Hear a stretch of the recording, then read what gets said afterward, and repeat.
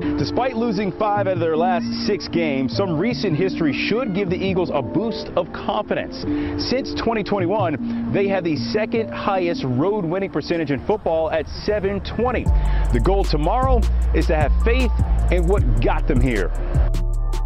You always miss the contributions that AJ makes. He's a phenomenal player, but really excited about the opportunity. And I know we got, one reason we're in this game and in this position is because of the pass catchers we have that in addition to AJ Brown. But shoot, you play a long season to get to this moment right here, and we're really excited to go. What makes you believe it's still there even though it hasn't been recently? It's in our bloodstream. That's who we are. It's our identity. It's in our identity to go out there and play physical, fast, and execute in the run game. And I'm sure everybody's going to show up. Hey, y'all. Today, of course, it's Matt Rogers on the Honorable Mention podcast. We've got a special edition before the Eagles postseason game with Chris Franklin, who's a beat reporter for NJ.com, which is a major publication up there in the Philadelphia area. If you watch Nick Sirianni's press conference, whether live or on ESPN tonight, you'll probably hear Chris yelling a question out to him. Chris, how are you feeling today? You travel with the team, so you're in Tampa. It's still raining, right? Right now is good. Like for most of this day, it's been really good. They're saying the rain's going to hold off until about 4. And then probably until it's going to end around the first quarter. So that could play a role into it. But right now, considering I've seen right now it's in 20 degrees in Philly, I'll take 65 degrees right now. Probably going back into the snow, coming back to a snowstorm tomorrow, but it'll be fun. And the weather really kind of plays into what, obviously they're not making it too secret what they're hoping to do with the game plan and things like that. Some of the questions that you're getting responses to kind of tell us that they're looking to establish the run in this game. The weather helps with that. Is that going to be a heavy dose of Swift? Is that going to be just the same mix, the kind of mix that we've been seeing all year with some Penny? No Penny. With Gainwell and Swift, and then a little bit of Boston Scott, or is it really going to be another heavy dose of Swift? I think it's going to be a 2-man game, but mostly I wouldn't be surprised if they all got 25 snaps, and it's thrown out 30 snaps. So just throw it out there, just say that.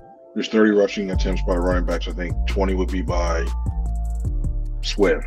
I messed up on that one too. 7 by probably say 8 by Gainwell, and then the other 2 by Scott if they just both need a break in that aspect. But yeah, I think Swift, you have to rely on him. He proved that he can do it well in that week 3 matchup with 16 rushes for 130 yards. And you just look at even though he had that illness that caused him to miss the game, he's going to be fresh. I mean, the illness stinks that you lose because you're sick and you got an illness or whatever, but that's a week that he didn't take any hits, a week that he didn't have to run anything. So I think he'll be fresh, and they're going to use him basically as battery, and they'll need to, especially without AJ Brown being on the outside.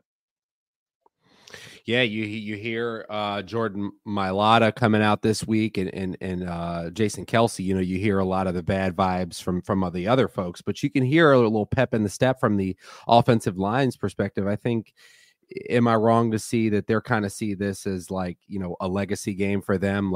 Ride us, put us on your back. Well, also, yeah, because when you look at it too, we always go year to year not knowing if Jason Kelsey's going to return. So for all intents and purposes, it's going to be his last game. So they're going to rally. You can rally around that one too. And also, I think this one thing as well too. If they run the ball, it gets you that physicality back. Which don't be surprised if you see the Buccaneers try to be physical with them, because Mike Evans was talking about that earlier in the week, talking about they need that physical edge against that defense. They were lacking that. I wouldn't be surprised that translates to the Buccaneers defense as well too, and that's what Todd Bowles is telling these guys to do that. So I can see someone in some ways the purposes it's going to be a really physical game, and with those 5 guys they have up along that line, they should be able to move it. Vita Vea is tough for anybody. I ain't going to not discount Vita Vea and some of those other defensive linemen they got, but they need to be physical in order to establish that run and keep it going. Avonte Maddox isn't going to exactly be able to be the best physical safety, but I think he's going to play really well back there at safety. I mean, I think it's unfortunate, obviously, to see Reed Blankenship go down. He's been kind of picked on in the passing game, and in some ways I kind of excited to see how Avonte Maddox is going to be able to cover for some of these deficiencies you're seeing with some of the corners. Are you seeing the same kind of way? The thing I'm worried about with him is just, with everything is just his availability, because he always has to. He's always like lately, especially like after he came back from the torn pec, he had to get X-rays on it. Then he was wearing a harness at one point on it. Thing. So I'm not as concerned in the passing game when it comes to him on there, but I just think that you get a little bit lighter as well too, because now if he goes back to safety, you're using either Keely Ringo. Maybe you may have to bump Barrett inside sometimes. Maybe keep Bradley outside, bring Roby in there, depending on the package, and then in the middle, you're just kind of light in the middle. So this is where, thankfully for them, well, I shouldn't say that because defense hasn't really stopped anybody lately, but thankfully for them, the Buccaneers' run game offense is not rush offense is not as potent as the other teams they have in the past. So yeah, it's going to help having him back. He's played safety before. I think he wants to like 36 snaps, I think something like that for over his whole entire career. So he's got some experience. He's done in practice for the last couple of years, but yeah, just needs to stick his shoulder in and in the run game. I hope it holds up. No, I'm not bringing him down in the box. I'm leaving him single high, cover 4, cover 3, leaving him back there. I'll put Byard down in the box, and Byard did a really good job in that in the Kansas City game covering Travis Kelce. Different assignment today, but he can come down closer to the line of scrimmage and be more physical in that way. I wouldn't to the exact same point you make. You got Avonte Maddox down there in the run game too many times trying to throw his body weight into somebody, and who would the backup be, Chris? You're looking at potentially Tristan McConnell getting at the moment right now. We're about to get our Zion's brother. Wow. Yeah. So you got that. Mekhi Gardner could be elevated. Like I think the elevations I haven't gotten them yet, and no, I haven't. But yeah, the elevations are they're coming out actually pretty soon. But yeah, it's a possibility Mekhi Gardner can be elevated. So yeah, they're really, if Maddox goes down, they're really thin on that back end. And he probably will be forced to go one high. And don't be surprised if you see Byard at linebacker if Tampa goes 4 or 5 wide. Anyone of that, don't be surprised to see that too. So a lot of moving parts going on. Well, on the other side, the Cowboys getting blown out 48-32. They've now gone 28 straight years without even a conference championship appearance. And a fun fact, the Houston Texans since 2002 have more playoff victories than the Dallas Cowboys, which is amazing. 5 playoff victories versus the Cowboys 4. Now we're getting a lot of laughs in. And I participated in some of that yesterday, but all that will be for naught if the Eagles, Eagles take the loss. It's one of the things where I think when you look at Eagles, it's fun to see your rival go down the way they did, especially all the hoopla, especially what you were fighting for. It looks like a bust in disguise now that you don't have the 2 seed because the Packers are playing at a high level, but. Ooh, yeah, Eagles are in a position right now where you can pretty much go, ha, ha, ha, look at you or anything else right now. So, right. I mean, if they can take advantage of it, hey, it's good for them, and they can continue their season and continue this road because anything's possible. But right now, look at the Cowboys. Handle their business. Yeah. And now you're setting yourself up potentially. It's like careful what you wish for, because now McCarthy's probably going to get fired. You think, at least anyway. They haven't said anything. So now you open up the possibility of like a Bill Belichick or them potentially getting a better coach instead of McCarthy. At least with McCarthy, you know what you're getting. This one, Belichick, he turns it around with all those resources. It'd be incredible. Yeah, I just don't think Jerry's going to give them. I don't think Jerry can get his hands off the steering wheel enough to let Belichick do it. If we could take his ego out of it, it's the best move for them. But I don't think that they're gonna. I don't think he has the self-discipline to do it. See, part of me thinks he does. I think of when he had Parcells, and then also I think Jerry's getting older too, and Jerry wants to see at least one more legitimate run. While he's still, he's around. So I look at it I think he's near desperation mode, and he knows, and especially if you're thinking about the money aspect. As much as Jerry loves it, we have a win. What do you want? What can I make revenue? The fact you can sell all the Belichick hoodies and everything else, go for it. Yeah. So how do you see the Eagles game playing out? You know, back to the Birds. How do you see it playing out? I think it could be one of those things where you're looking at it's a real slugfest. I don't think it's going to be pretty football. I think both teams when they score. Oh, well, actually, probably the Eagles more. I won't be surprised when the Eagles have to go 12, 13, 14. Maybe you see a 16 play drive in there. Like they're going to have to methodically move the ball down the field. Jalen Hurts is going to have to be patient, picking his spots here and there where he needs to go and fully pass and spread the ball around because you got to figure Todd Bowles sees the same injury report we do, and he knows it's going to be available. So I would be surprised if we see not only a similar plan to the 2021 game where you try to cover you double Avonte Smith and you double Dallas Goedert and say who else is going to beat me. Maybe you see Julio get a shot or two. Maybe you see Quez get a shot or two. Olamide Zaccheaus. Maybe you get him involved more. So run game made a great play in the first matchup against them. Yep, when Hurts took that hit and then that crossing route. So I really think it could be one of those things where you're looking at, hey, establish the run, use the play action pass of that if you want to take your shots, but prepare to do that one too. And it's going to be real methodical. It's not going to be pretty. It's not going to be pretty at all. Yeah, it looks like it should be raining for through the first quarter, maybe a little bit longer, but that's it's going to be a bruising physical game. If the Eagles are able to be successful, you were saying earlier, we were talking a little bit about Detroit. How do you see that matchup? That one's I'm a little more worried about. A little here. Yeah. I'm worried that one too. Even hypothetically, if they win, and you look at the matchups, I look at the Detroit offense versus the Eagles defense. And I look at what Detroit did to the Rams last on a Sunday night. And I'm just like, when they play at home, they're fast on that turf. I look at and you look at when they see the physical runners. We saw what happened with James Conner when he was running the ball. You saw a couple weeks ago with the Cardinals. And Montgomery's a physical runner too. I mean, he's had his injury issues in the past, but he's real physical. And then you get Gibbs one-on-one on the outside against potentially a cornerback or safety or a linebacker when he's on the back seven. I'm a little worried about that one-on-one matchup too.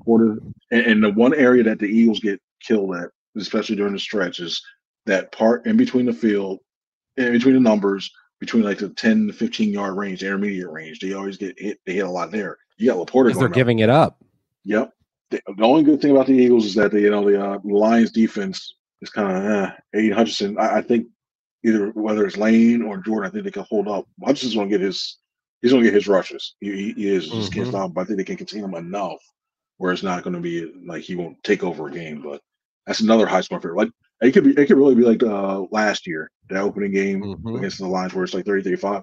That could be a repeat. There's that these teams were just those offenses are that potentially be that potent.